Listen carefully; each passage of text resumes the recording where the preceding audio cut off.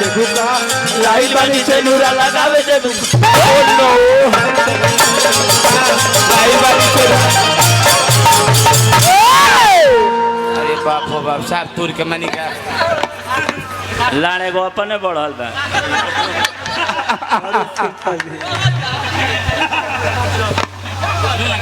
तरह से बार बार मना कर ले दुनिया के कोनो ब्याह से होक है दुगोला तू कतही मरबो हम तारा के ना बोली ले बाकी जब ये अगिला से प्रोग्राम होके ए अगिला ले इनका के कष्ट मत दे हो काहे जी कब एकर कामी का संग पर जी कोनो ठीक नहीं कब बान है लगे के पर तुम कर लखा जगह के परी यही तरह सगर गायलो आ केहू तरफ हाथ ना छोड़ेला हेलो यही तरह गायलो हम तो कहने कि भाई गुड्डू हलचल जी सब गीत संगीत सुनल जाए तो ऐसा नहीं गीत गौलहन कि हारमोनियम तो नहीं बिंजू के रीड के आगे यहाँ के आवाज चल गई हम ना जानने हैं कि कोकिल कंठ लता मंगेशकर के बहन संग हमारा प्रोग्राम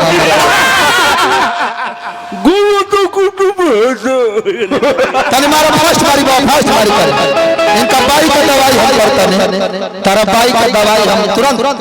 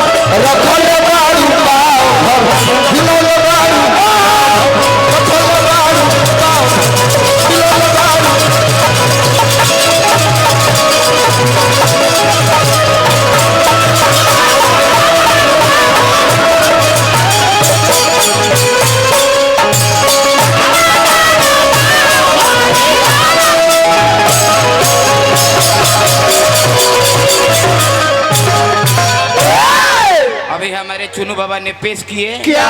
रखले बाड़ू पाव भर हिलौले बाड़ू गाँव गुड्डी इहे है तनिया झा हरण का तनिया आवाज कम कर दी बोलला पर साफ बुझा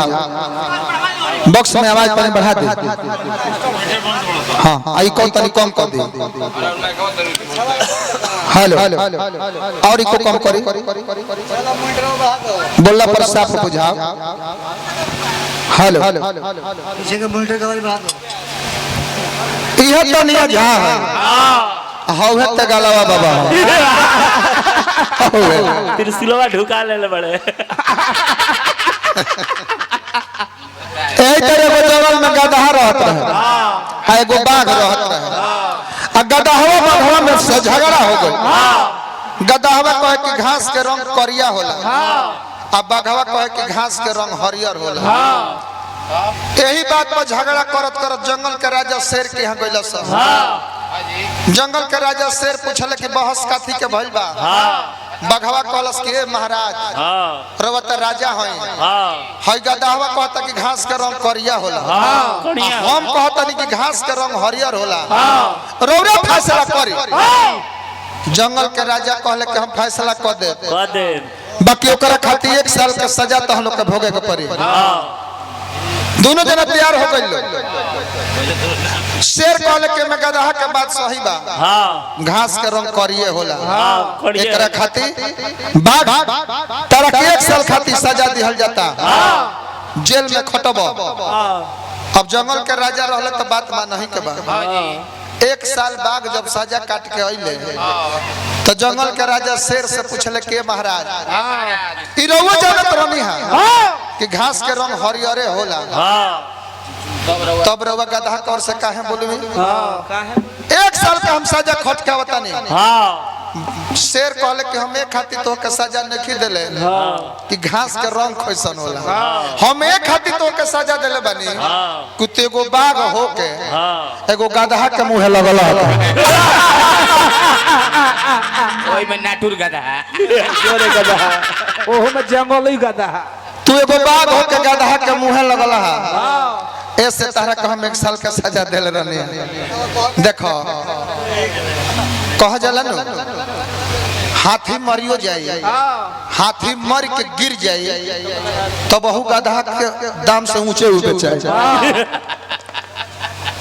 ठीक ठीक ठीक ठीक ई जहां तू भाषण देत रह न ए जो सब गौनिहारे बैठल बा जो रीली देखाव तर अब तहारा सोजा हम अपन आवाज पर रेती मारवाई हम गंगा जी में डूब के मर ना जाते। हेलो जितना पहले का लौंडा रहले मैं ब्यास हो गइल। हां जी जितना लौंडा रहले मैं ब्यास हो गइल। अच्छा है ना चाहे खतन वाइल बलो हमन के गमछा से स्वागत भइल है ए लोग के स्टॉल से स्वागत भइल है। अच्छा गुड्डू भाई हेलो के इंजन पर लोग खुश ना होई त तारा ही डिक्की डोलाला पर लोग खुश हो जाए। हेलो आई हो तू ही मेरा बाबा रहती बता सुमिरनो में निकलो चैन से रहो। सनु भैया कपार दर्द के दवाई होके तो हमरा के लिया के दे दे कपार जंगली ब्यास आज वो आम सीधा ना खाला लो हाउ जोन चोपवा करला वो तरी ना खाला लो जे तरी बानरा खाला सन उल्टा को के ओई बनान के परछाई पड़ल बा उनका का कहिन तारा। अच्छा ठीक बा होत होई देखल हो तो दिखाई बा।